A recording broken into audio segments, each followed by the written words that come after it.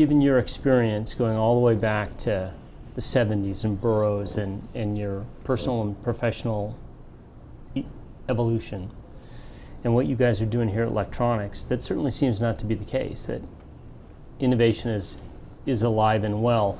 Talk to us about how you've seen that change over the years from the engineering perspective. People are the same. The people who made really good engineers in 1965 in the electronics field or the computer field, electronics field in general, are still those same people, same type of people would do very well in 2011. So it's not a people issue. The big change, if you want to know my view on the enormous change, Google. In what way? I have the world available to me at my fingertips in a moment's notice. I use it all the time in my personal life. I use it all the time in my professional life. Before we're through and you guys leave, I'll Google both of you and find out a great deal about you and probably find out what you're doing right now. So it's having the world's best encyclopedia that we've never seen sitting in the middle of our brain. And my view is data is everything. You make bad decisions without data. You make better decisions when you have data. And when you have all the right data, it's almost impossible to make a bad decision. Bad decisions almost always turn out to be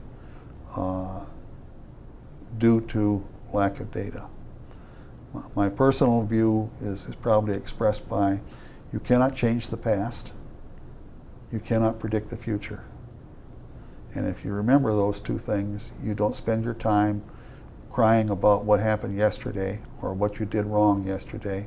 You learn from it, and from that you learn. And also, probably the best innovators and the best people are those whose mind work on a probability basis. There are no black and whites, there's only grays.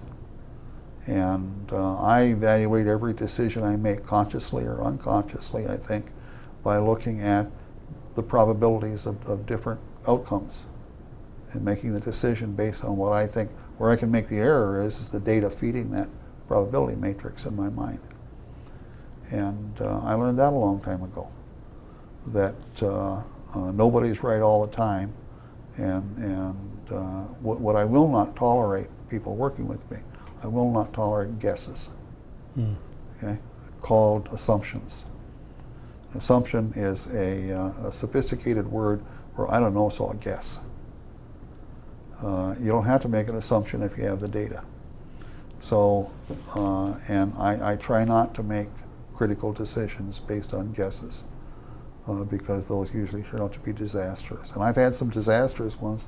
Every time I go back and look at it, it was because I stupidly made a decision without having all the information I could have gotten.